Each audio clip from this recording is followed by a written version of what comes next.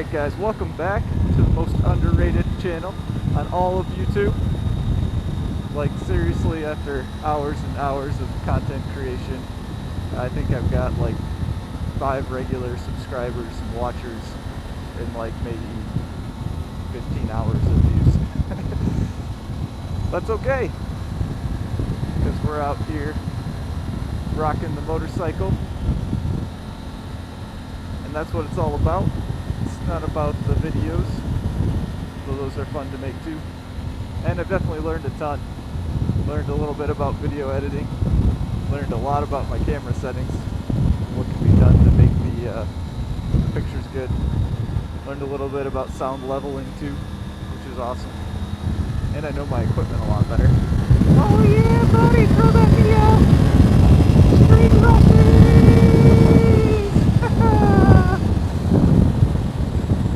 Alright, maybe that was a little too much. Ah, beautiful morning in Missouri. It poured rain here last night, like cats and dogs.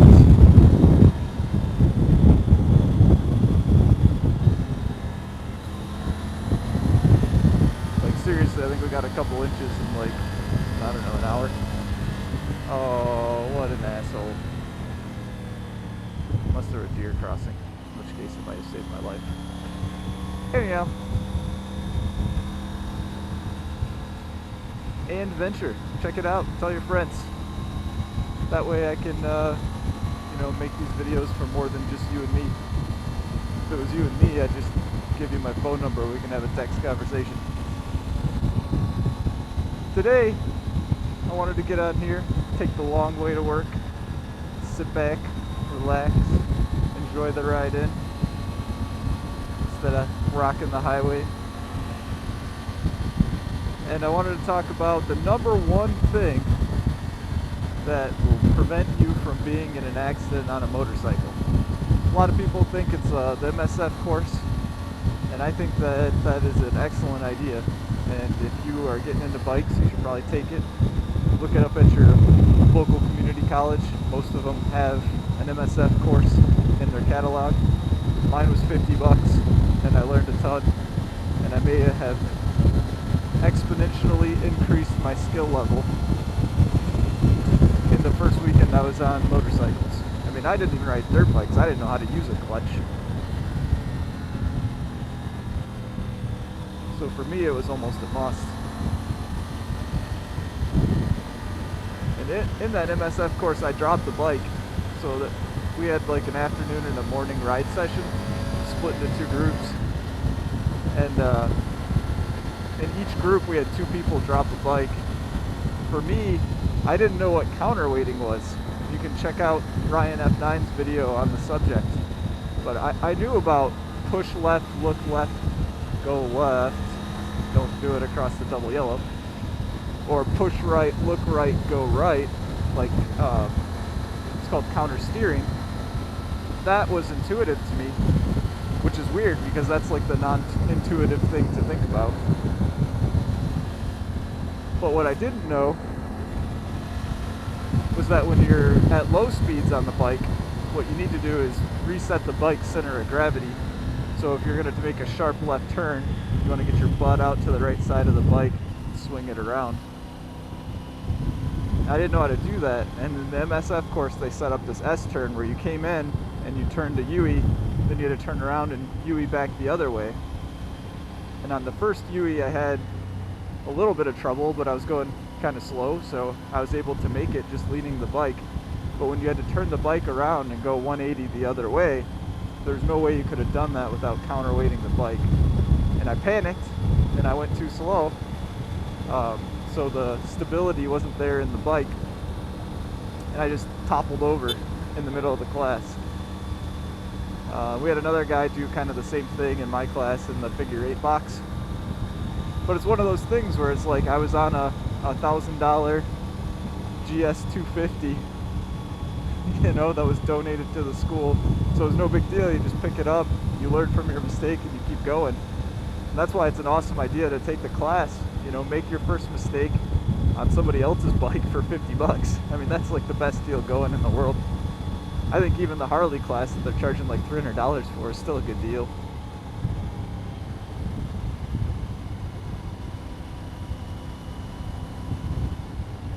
that's not the number one thing, right? We're here to talk about the number one thing that will keep you from getting in a wreck.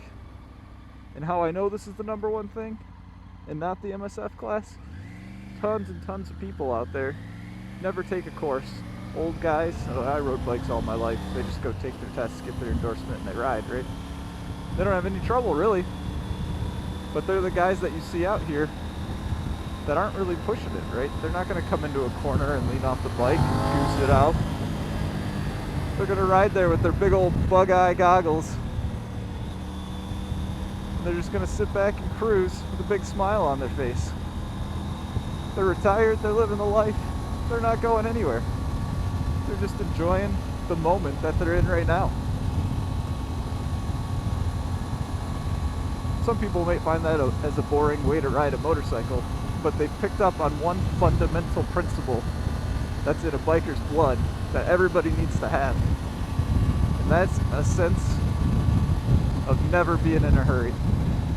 On a motorcycle, the one thing that will get you killed the fastest is to be in a hurry and ride faster than your skill level. And you can be in a hurry for all kinds of external pressures, right? It can be because you're out there riding with your friends and you want to show them that you're a good rider, so you're riding as fast as they're riding. Maybe they've been motorcycling for years and years. They're street Rossi to the maximum, so they're super great at it. You're just riding a little faster than your skill level. Eventually you're going to be heading for a crash. It's like a guarantee. Even if you have a bike like this, it's very maneuverable. That just tips into the twisties no problem. It has a sweet quick shifter so you can slow down quick. And a sweet full blast. None of that's going to save you if you're exceeding your skill level with how fast you're riding. That's going to bring me to my second story of humility for the day. I already told you guys I dropped the bike in the MSF course. I mean, how much more humble can you get? Well, my first encounter with almost wrecking a bike was when I was riding the Harley. I was on my way to work in the morning. I was letting that external pressure get to my head. You know, I had geared up. That took an extra 20 minutes, where if I had hopped in a car, I might have already been at work. And I lived in a major metropolitan area, so traffic was always bad if you left past like 8 o'clock. Of course, because I geared up, I left past 8 o'clock. So I knew traffic was going to be terrible. That was all my own fault, right? Like, I made those choices. So I let that external pressure, I gotta get to work, gotta please somebody else, get to me. On my way to work. I was in a big hurry. I came up to this stop sign where the cross traffic doesn't stop. And, you know, it was like a school morning, so lots of cars were out there coming through. And they just kept coming and coming and coming from the other way. And I was sitting there for like 2 minutes, pissed off because I was late for work. And I'm on a Harley, so I got pretty good pickup, a lot of torque. And I see a gap, and I'm like, I'm gonna shoot that gap. So I pulled off the stop sign right in front of this truck that was coming way too fast. You know, the speed limit there was probably like 35, but nobody ever did it, so I'm sure he was probably going 45. Coming faster than I expected, and what ended up happening is my body just froze up. So I probably did have the time to let the clutch out, give it some juicy gas, and get out in the other lane. But I panicked, and I was out riding my skill level there.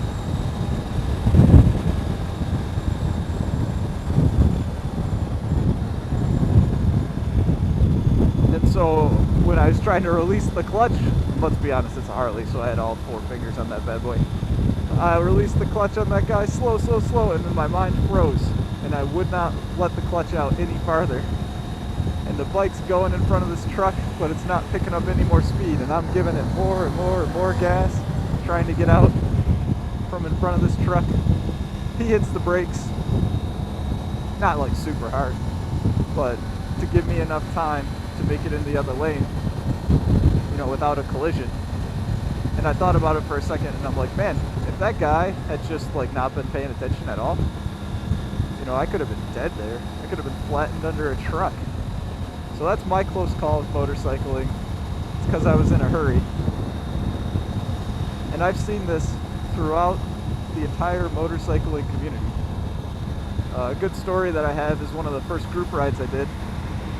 We were heading out in the Michigan Thumb Loop, which is a cool ride that goes through like Port Huron and up into Michigan's Thumb, Port Austin, lots of sailboats, lots of blue water, and then it comes back through Saginaw. And I was out there with some work buddies, and one of the guys was on a big breakout, beautiful new bike. He's the group leader. He's doing the old suicide. It's like a 2-lane road, traffic's coming at us, and he's out on the line. There's me on the inside and the guy behind us. 3 of us ride, and we come up to this car, just like this escape up here, but the car's driving erratically. It keeps speeding up, slowing down. Turned on his left turn signal a couple of times, never turned. Turned on his right signal a couple times, never turned. So all of a sudden, the group leader kind of gets impatient with this guy that's changing his speeds and driving erratically.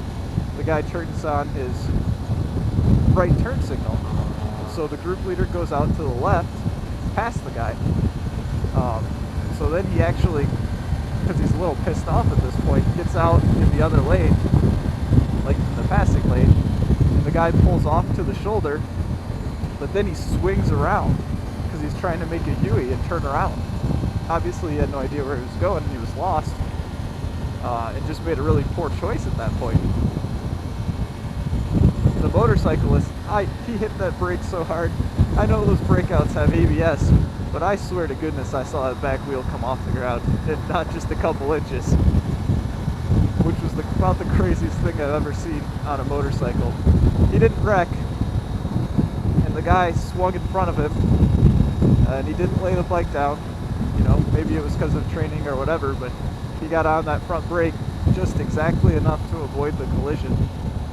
So I'd say it's a perfect execution of skill, but a huge close call that totally could have been avoided just by giving the guy some space and not being in a hurry.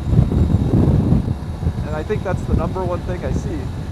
A lot of times people are like, well, I got in this motorcycle accident, I had no choice but to lay the bike down. I mean, some guy cut me off, came into my lane, you know, there was no shoulder. All I could do was lay it down so that I didn't, I don't know, I guess high side is what they were worried about. But I'm like, well, you've got 2 fingers, and you got a clutch over here, and you got a brake right here, and you could stop 3 times as fast as any of these vehicles out here.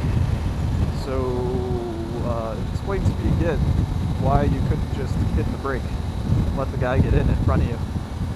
You know, fact of the matter is, racy cagers are going to drive like assholes all the time. You're going to come across people that cut you off daily, every single day.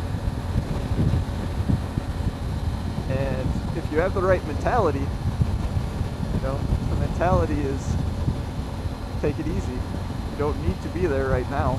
You don't have to be faster than all the cars. You can ride your own pace. You can ride safe to ride again. That's the mentality that'll keep you riding for a long, long time, keep you out of trouble. So there you have it.